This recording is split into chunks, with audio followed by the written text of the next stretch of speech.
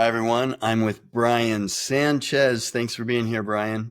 Glad to be here, Steve. How's everybody doing today? I'm good. Uh, so we've got a topic that is really fun for you and me Yes. because we're older. You're in your late 50s. I'm in my early 60s. And this is a topic that's critical, but it also applies to younger people to really focus on this right away. And it's the importance of strength training. And where does it fall in as far as importance compared to all the other types of exercise and all the other things that you can do to get your body healthy? First, if you guys like interviews with personal trainers, doctors, nutritionists, subscribe to the channel. And if you want to know more about our weight loss program, use the QR code on the screen or the link in the description. So we're talking about this before we got on, and I've been seeing a lot of things on YouTube lately, a lot of um, fitness experts, scientists, and people who are in the industry about lean tissue and longevity, living longer and all that. And resistance training, lifting weights, strength training is becoming more and more, in my opinion, the most important type of exercise that you can do, period. So, what are your first thoughts? I can't agree with you more when it comes I mean, to I'm going to tell you why. I'm going to give you a lot of reasons, but go ahead. right. I can only say quickly, yes, strength training, strength conditioning, which incorporates balance, stability, bone density, muscular mass, things like that, is the number one thing you have to do, in my opinion, for longevity. And I'm not necessarily talking about how long you're going to live in that sense, but the quality of your years as you get older and how you're going to be able to manage your body. Now, I'm not saying you shouldn't have a good diet, but I will say, to me, I really do believe that nothing's going to help you out more in life, especially as we get older, than conditioning that body through strength training or resistance training, whatever you want to call it. I use it one and the same. To me, that is the number one thing for everybody. And that does go along with you need to eat well. But I can't say enough about it, Steve. Go ahead, brother. Yeah, I was just going to say, I was watching a podcast, Mind Pump, I think it's called. It's three personal trainers. Maybe you've seen them, or some of our viewers have probably seen them. And these three guys have been personal trainers their whole careers. That's what they do. And they do this podcast, but they take a lot of pride in training their clients and monitoring them and seeing not only what the science says, but also what they observe from hundreds and hundreds of clients between the three of them. And what they were talking about is the same thing. And I totally agree, is people, when they try to change their body composition, when they're trying to get healthier, they're trying to get fit. Let's say, and they gave an example, if you lose 20 pounds and 10 pounds of it is lean tissue and 10 pounds is fat, you're basically just going to be a smaller version of yourself. Correct. You're the same, if not that, you're worse. And they were concluding that for them, they thought that this happened mainly from not eating enough calories, not eating enough food, not getting enough protein. So the resistance training is very, very important. But we talked about, before we turned this on, how many grams of protein. You know what you're at. I think you said you're at 180 grams of protein already. I'm at 120, and that's only after lunch, 2 meals. Right. And you still got dinner and whatever weighs, and all hit 200 grams, and you're going to hit who knows what. I'm hoping to get to at least 250 today. Yeah, and I'll hit 200, and I'm at 120 now. So and they were talking about the frustration that people have when they go, or it goes the other way. They haven't lost any weight. Now, maybe they had 40 pounds to lose or 50 pounds to lose. They haven't lost any weight, but they gained 10 pounds of muscle, and they know from a body scan they've gained 10 pounds of muscle and they've lost 10 pounds of fat. You are going to look completely different. And in that case, you're setting yourself a very nice platform, a foundation to really get in better shape. And, they're saying a lot of these people, they're frustrated because they don't see anything on the scale. But boy, do they look different. If they've lost 10 pounds of fat and gained 10 pounds of muscle, it's way, way better than losing 20 pounds if 10 of it is muscle or lean tissue and 10 of it is fat. Well, let's talk about that, Steve. And again, everybody, Steve and I aren't doctors, and I don't have a degree in any kind of form of medicine. It's I just do have like 7 degrees though. you do. You are a brilliant man. I'm a knuckle dragger, everybody. But But anyways, you can throw those out because they're pretty much all business degrees. but let's just look at this, and my client base right now is my age group, late 50s and older, predominantly. I have a couple that are younger. But the one thing I'm finding across the board is that our generation and older, I'm going to say up to about 80, we're trained in the way to stay healthy is to eat just a little bit, to do all this crash dieting, to cut out these things. Yeah, and don't to eat. do these odd diets, and my gosh, don't eat over 1,200 calories. It's harmful. It's systemic, and it's a bad education.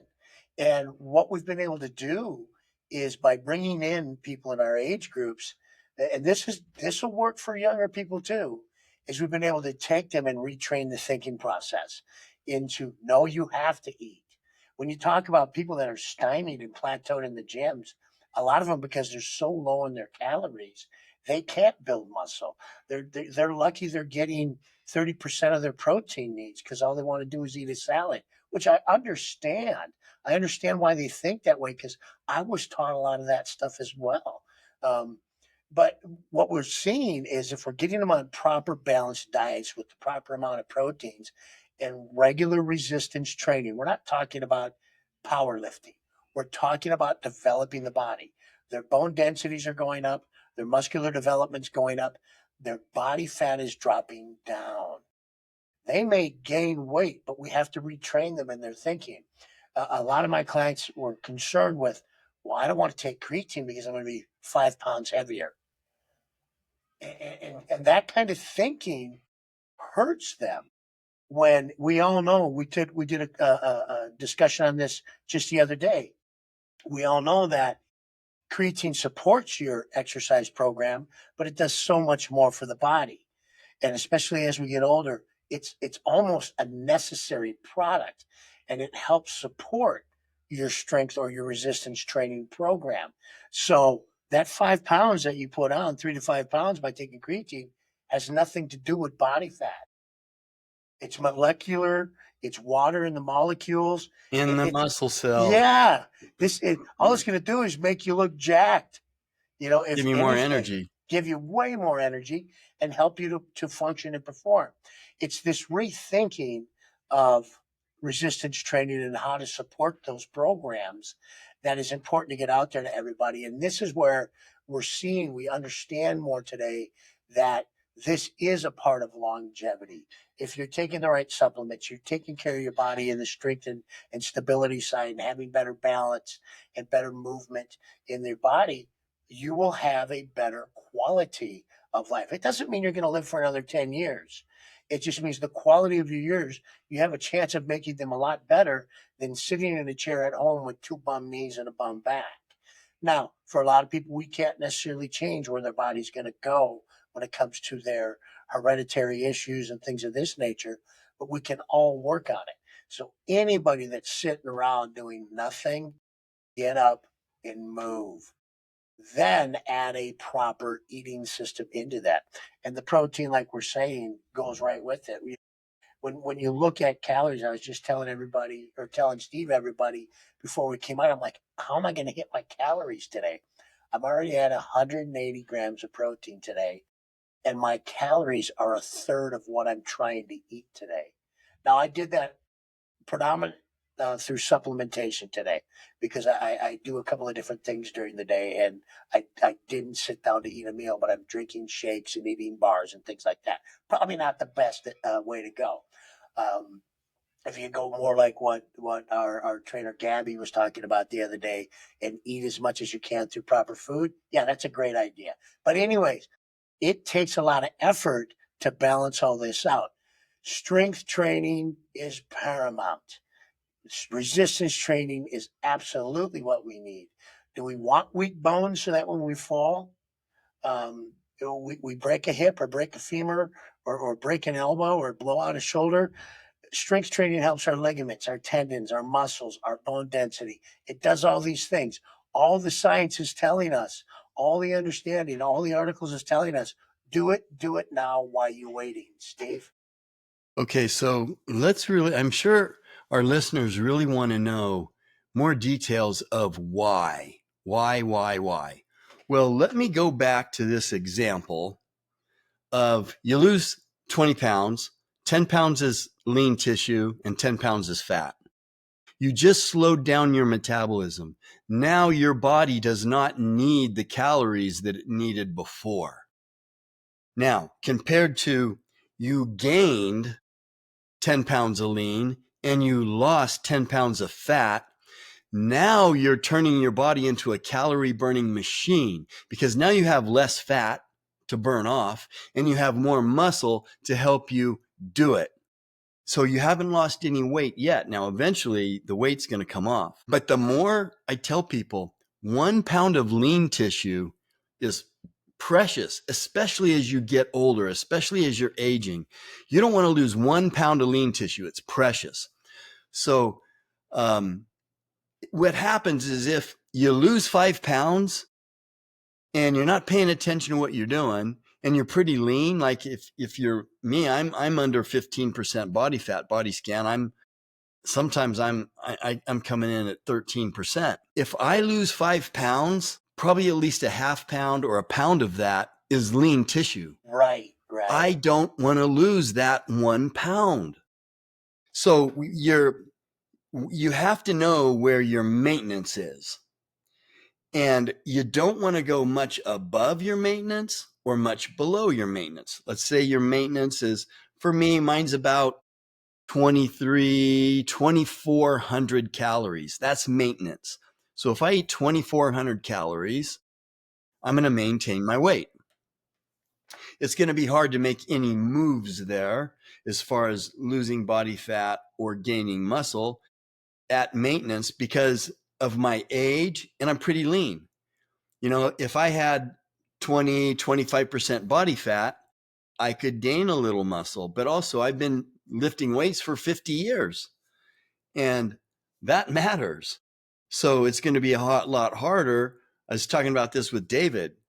I said, you think I could gain 2 pounds of muscle this coming year? And we're both like, maybe if I'm lucky, if I do everything perfectly. But a beginner, even who's 70, who's 24% body fat, they could gain 10 pounds of muscle, even at that age. So my point is, the more lean tissue you have, the faster your metabolism is going to go, the more calories you're burning. And that's what is precious. So if you're losing weight and some of it is lean tissue, you're slowing everything down. You're slowing everything down, and it's going to get harder and harder and harder. And you're less healthy, especially as you age. Every pound of muscle is 1 pound less of health. And that's why we're saying resistance training is the most important, and getting your protein up so that you can at least keep the lean tissue if you're someone like me. Now, if you're gaining weight, if I gained 5 pounds, sure, I'm going to gain a pound of muscle, pound and a half of muscle, but 3.5, 4 pounds is probably going to be fat. So I'm at a place where it's hard to move the needle. But if I do try to move the needle, it's got to be with a very small calorie surplus. Maybe I go up, I eat 2,500 calories for 3 weeks and see what happens. Or I eat, if I want to go down, maybe I'm trying to get a little leaner. You know, how lean can you get when you're older like me, right? Maybe 100 calorie deficit. That's it. If I do this 800 calorie deficit, that is not going to be good for my health because I'm not eating enough and I'm going to lose lean tissue. Well, and I think it's interesting you say that because how many people do we know or that we have talked to, and let's just look at our age group that have come to the gym regularly and they walk and they're on the treadmills and they're on the bikes, which there's nothing wrong with that. And they talk about my body doesn't change. And they talk about I only eat X number of calories a day. And when we switch them over to resistance programs, they have a complete, well, not a complete, that's a little rejection, but they have a recomposition of the body. And when we get their calories up a little bit, I'm talking clean calories. I'm not talking about going out and eating pancakes and syrup every day. But we get that adjusted for them. They start to recomp their bodies and things change and they change in a positive direction. I think one of the things we got to remind people is, the scale is okay, but if you're not using body scans to really know where uh, your free mass or your fat free mass is, your fat masses are, your water weights, and you're not looking at these things differently on your body, I think you're doing yourself a disservice because you really don't know why you're losing weight outside of some kind of deficiency in calories. And an example would be, I'll use myself as an example. I was looking at, and we talked about this in one of our other conversations within this last 6 months, but I think ours was more related to testosterone and how we felt. But when I look at the last decade, I was looking at some old numbers from my old career where we were mandatory physicals every year. And my very last physical when I retired, I was a lower weight level, but my body fat that it came back from the composition was 8% higher than it is today. But my body weight is 20 plus pounds heavier than what I was back in those days. And I'm wearing belts and things like that, that, you know how it is when you just keep things that I thought I would never wear again. But I'm heavier. I move better. I feel better. I work multiple hours a day without even losing a beat. And it's not because I'm in perfect condition. We all know I could lose a few lbs. We're not saying I can't. But I'm very focused on the muscularity of the body, the condition of the body, my blood measures, all my measurements, that where everything is at within me internally, paying attention to all this stuff for the right reasons, and I go off in the gym when I'm lifting. I don't know how to always explain this to people, but when they talk to me or they talk to you, Steve, even if you can't see that that the strength and resistance programs work, let us teach you that they do. Come and see us and ask us questions and allow us to show you what we've experienced in life as not only coaches, but in multiple different adventures in life or where we've been employed, and show you why we can put this all together today. We're not guessing at this. Granted, we still study this every day, but we have experiences in life that help us to point to the direction as to why this stuff works. And these people like Steve was talking about earlier, that this is what they've done their entire lives. They're coming out now and saying, "Hey, get into this resistance training, get into this strength training, quit eating these 1,200 calorie diets, start focusing on the proper calories of food for your day. Get your proteins up, get your creatine up, get to these health management doctors where you can work on the rest of your life as quality of years. Let's get this all together, put a program together, and we can guide you there as coaches and trainers, and we can point you out to the right people that are beyond our expertise." There is so much information out now about this resurgence of conditioning, resurgence of strength training, resurgence of resistance training, that if you're stuck in yesterday and what you've been taught in the past, please open up and come and talk to us. Start reading these books, start getting on YouTube, and just Google these articles. And you're going to find more information that's going to slap you in the face. You're going to go, maybe these guys aren't wrong. Yeah, my last comment, again, I'm not a scientist. I'm not a doctor, fortunately. I'm Crazy now. not a rocket scientist. I'm a businessman. But I've been in the gym for many, many years. I own multiple health clubs, and I've been doing this all my life. And to go to the title of this, the reason lean tissue matters is because that's what's going to make a difference. If I'm maintaining my lean tissue, at least maintaining it, and the scale is lighter, that's positive, because next day is going to be even easier because I have more lean tissue compared to body fat. If I'm gaining lean tissue and the body fat stays the same, that is also positive. Why? Because of my lean to fat ratio is improving. So that's done by resistance training, by lifting weights and eating protein. Brian, you got last thoughts? Protein up, get it done. And for those of you that are, and I'm going to throw my wife under the table on this, I don't want her on the scale every day. She's part of that methodology that they thought they had to weigh themselves every day. Your body is not going to gain that much fat every single day where you're up 3 pounds, down 3 pounds. That's just fluids, everybody. You're looking at the wrong measures. Come and talk to us. Let us help you, Steve. You got to average it out. All right, Brian, thanks for being here. We'll see you next time. Take care, everyone.